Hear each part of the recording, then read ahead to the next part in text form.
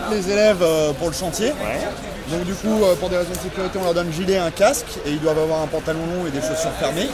Ensuite, les élèves montent dans un bus et vont faire le tour du chantier en bus avec un guide, donc quelqu'un du chantier qui s'est mis à disposition justement pour tous les élèves qui vont arriver aujourd'hui.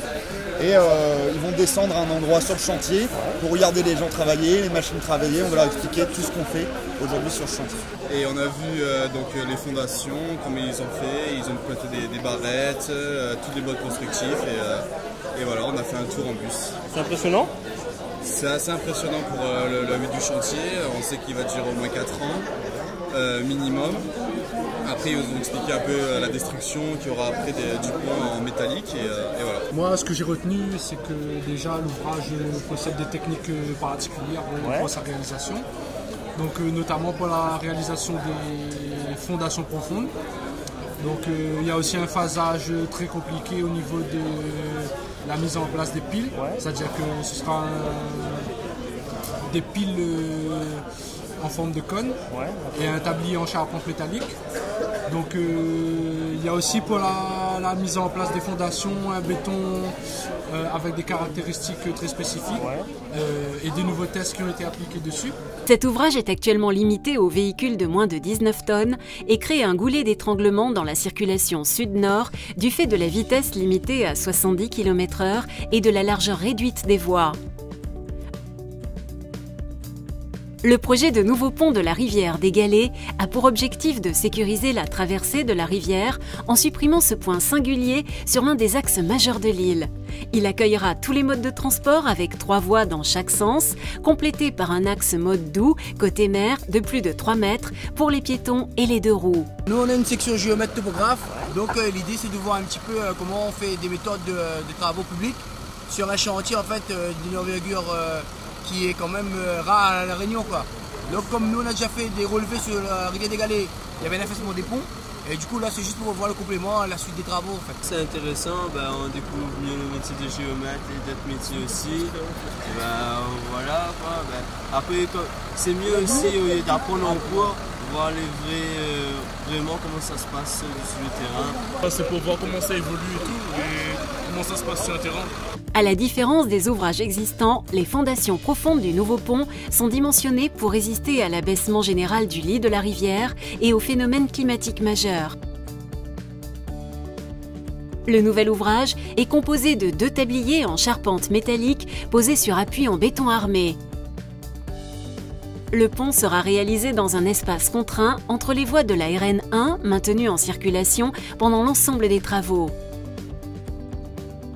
L'ouvrage s'inscrit en bordure immédiate du Parc national de la Réunion, dans les périmètres de protection de captage d'une partie de l'eau potable du port et de la possession.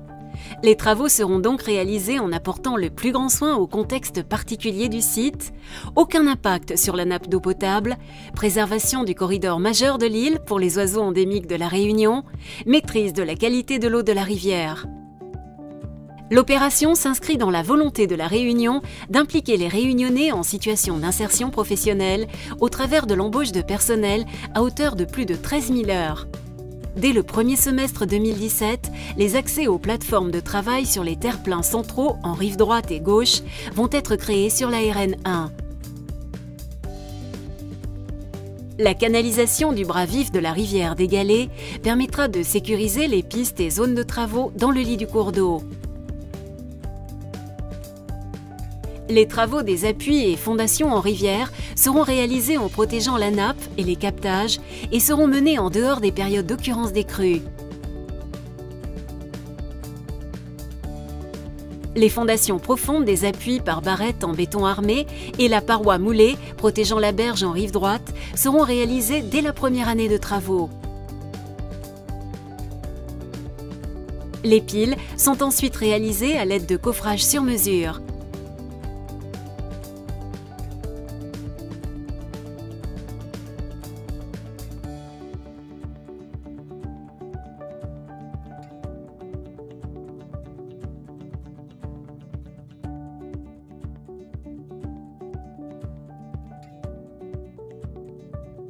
Une fois les 4 piles d'appui en rivière et les 2 culées réalisées, la charpente métallique des 2 tabliers est assemblée en rive droite afin de réduire la gêne à l'usager.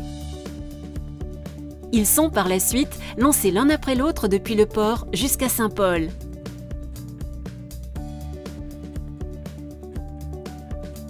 Le tablier sera réalisé à partir de prédales afin d'éviter toute pollution de la rivière et optimiser les délais de réalisation.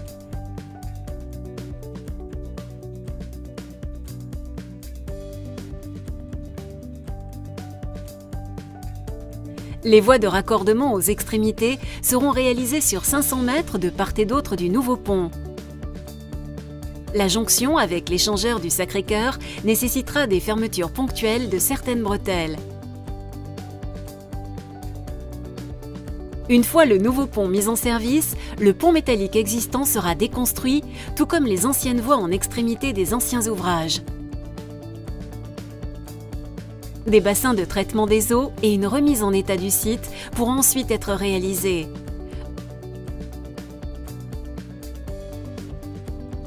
Fin 2020, les usagers pourront transiter par cette nouvelle infrastructure multimodale, moderne et sécurisée.